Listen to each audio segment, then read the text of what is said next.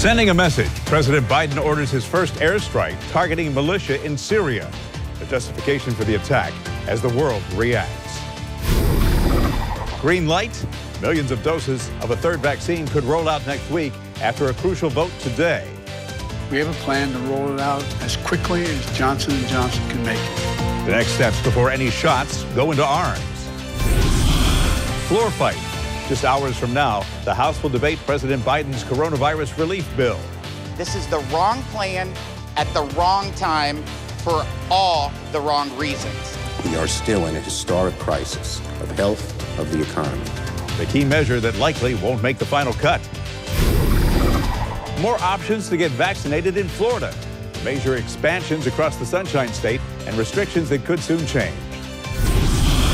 Caught on camera, new surveillance video shows the horrific attack on Lady Gaga's dog walker. The six-figure reward the pop star is now offering for her pets on this Friday, February 26, 2021. Live from the local station, the morning show starts now. Developing overnight, there are conflicting reports about how many people were killed in a U.S. airstrike targeting Iran-backed militants in Syria. International watchdogs say the strike killed at least 22 militants. An Iraqi military official says that just one person was killed. And so far, the Pentagon only has said that there were a handful of casualties. Good morning, everyone. Thank you for choosing us. President Biden ordered the strike in response to attacks on U.S. troops and civilian contractors in Iraq. The target of yesterday's strike was believed to be a part of a weapons smuggling operation, and defense officials say the decision to strike targets in Syria came from the top, the president, Joe Biden. It comes after a civilian contractor was killed in a rocket attack on U.S. targets earlier this month. A U.S. service member and 5 other contractors were also injured. Rockets have also struck U.S. bases in Baghdad. Defense Secretary Lloyd Austin says he is confident they hit the group responsible for those attacks. Confident in the target that we went after. We know what we hit, and we're confident that that target was being used by the same Shia militia that conducted the strikes. That strike comes just days after the White House signaled it was ready to resume talks with Iran about its nuclear program. Iran's foreign ministry denied any ties to the attacks on Americans overseas. The Pentagon released this statement. President Biden will act to protect American and coalition personnel. At the same time, we have acted in a deliberate manner that aims to de-escalate the overall situation in eastern Syria and Iraq. Florida's senators are praising the move. Senator Marco Rubio released this statement online. Iranian-backed militias have launched 3 attacks against Americans in the last 2 weeks. The strikes ordered by POTUS against these militias tonight were targeted, proportional, and necessary. Senator Rick Scott tweeted this. This was the right move by POTUS. The U.S. needs to be strong and continue applying max pressure on Iran to ensure American safety and security. Another weak nuclear deal will only lead to more attacks. The Food and Drug Administration now has granted Johnson & Johnson's coronavirus vaccine emergency use authorization as early as tonight. An advisory board will meet today to decide whether to recommend its approval. Johnson & Johnson says it's ready to ship 3 to 4 million doses right away, with 20 million by the end of March, 100 million by the end of June. The FDA says data already shows the shot is safe and 66% effective overall in preventing moderate to severe cases of COVID-19. That's lower than the 95% efficacy of Moderna and Pfizer's vaccines, but it's still more effective than the typical flu shot.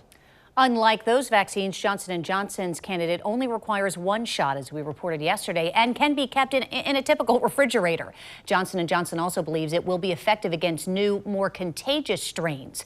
If the FDA gives the green light, the CDC will then vote on the shot Sunday, clearing the way for people to start receiving it as early as next week.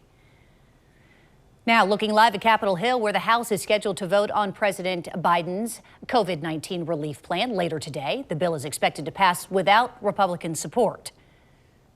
Mel joins us now. And Mel, one key part of the bill will not be included in the version that makes it to the Senate. A major hangup for Republicans, Bruce, the effort to raise the minimum wage. Will be in the House version of the bill today, but will be removed when the Senate takes it up. Now, that could be enough to help it get across that finish line. This is an unemployment line here in Florida. The American people are struggling. President Joe Biden is hoping his $1.9 trillion COVID relief package will help. and the House votes on it today. It's as sweeping as it is controversial. Republicans say it's too big, some calling it a, quote, liberal wish list. This is the wrong plan at the wrong time for all the wrong reasons. What would they have me cut? How much time do you have, Mr. President, to go through the litany of things in this bill that have nothing to do with COVID? But Democrats argue it's all related to the pandemic. We are still in a historic crisis of health, of the economy. COVID-19 pandemic is a once-in-a-century tragedy. It requires a once-in-a-century congressional response. So what does it include?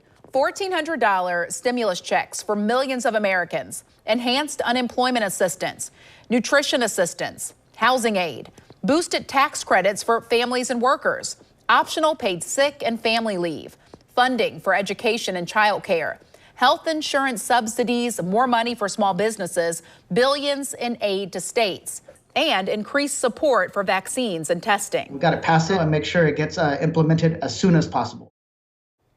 And time is of the essence. More than 11 million Americans will lose their unemployment benefits between mid-March and mid-April unless Congress does pass another relief package in the next few weeks. Jen, Bruce? Same group that attacked the Capitol last month could be planning another. Acting U.S. Capitol Police Chief Yogananda Pittman warned lawmakers militia groups want to, quote, blow up the Capitol and kill as many members as possible when President Joe Biden addresses a joint session of Congress.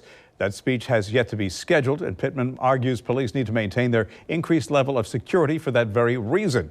Also at the hearing, Pittman and the acting House Sergeant at Arms say their agencies were unprepared for the massive amount of people who stormed the Capitol on January 6th. They were also critical about information ahead of the riot, saying some never made it to them. Parts of it were wrong and some of it was contradictory. The sixth local to be arrested in connection with the Capitol siege will have a hearing today. 61-year-old John Anderson, who's from St. Augustine, was arrested the day of the riot. A judge ordered he stay in custody until today's detention hearing. Federal prosecutors say police body camera video showed Anderson holding an officer's shield. An officer sprayed him after he refused to give up that shield. Anderson claimed he had asthma and went into medical distress. The FBI said he was cited and arrested. At least 250 people have been charged in connection with the attack. The FBI is still trying to identify more rioters. Pro golfer Tiger Woods is in another L.A. hospital recovering from his serious car crash that happened earlier this week. He was transferred to Cedars-Sinai Medical Center yesterday for continuing orthopedic care and recovery. Doctors say the 45-year-old could need more surgeries. Woods was driving to a TV shoot in L.A. earlier this week when he crossed a median, hit a curb and a tree. The SUV then landed on its side. First responders say he was pinned inside and that his right leg was essentially crushed. He was rushed into surgery where a rod was used to stabilize his lower leg. His foot and ankle were then reinforced with screws and pins.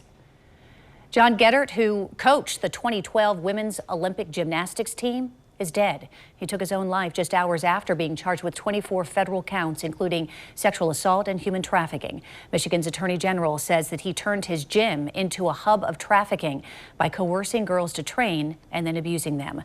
Geddert's gym is one of the places that Larry Nassar, the disgraced former gymnastics doctor, admitted that he sexually abused young female athletes. He is serving up to 75 years in prison for abuse. Geddert previously said that he didn't know about Nassar's crimes, but during Nassar's 2018 sentencing, survivors said they worked together.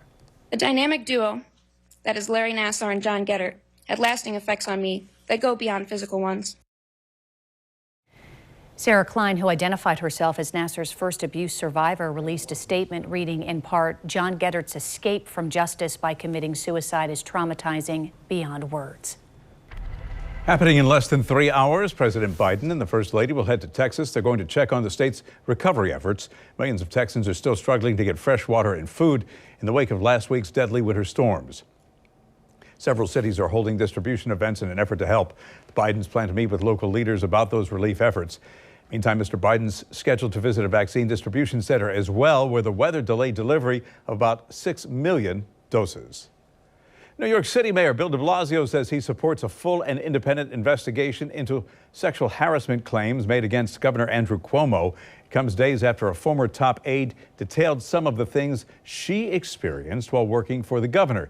She says he showed an uncomfortable interest in her, repeatedly made inappropriate comments, would touch her lower back, and kissed on the lips after a meeting. Cuomo says the claims are, quote, simply false. Governor Ron DeSantis, along with Senator Rick Scott and Congressman Matt Gaetz, will kick off the Conservative Political Action Conference in Orlando today, CPAC. Other lawmakers include Kat Cammack from Gainesville, who will speak at the national event tomorrow. Former President Trump will close out the conference Sunday afternoon. Right now at 7, all 730 Publix pharmacies across the state are taking appointments for the COVID-19 vaccine. You can book new slots right now. All of those in the area are open. Mr. Jack's reporter Ashley Harding joins us live outside the Publix at Atlantic and University. And Ashley, this was just one of several major announcements concerning vaccines over the past, 24 hours.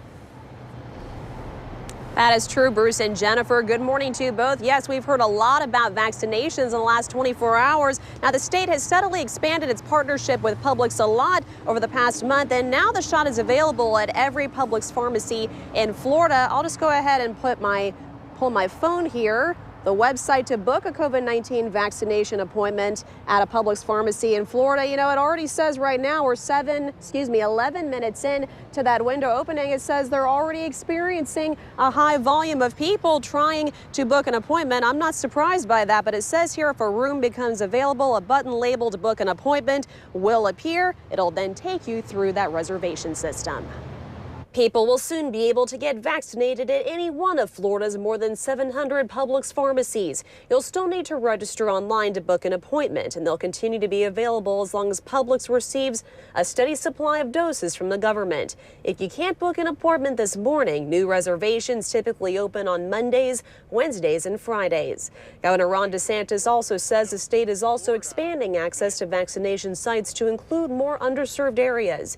He visited Edward Waters College yesterday to announce its campus is now a COVID-19 vaccination site.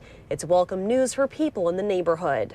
Because this area is in walking distance for a lot of people, so they get to come and have a test and don't have to travel for it, and they may not have the transportation. The site will offer 200 vaccinations a day, 7 days a week, and it'll be geared toward people living in Northwest Jacksonville.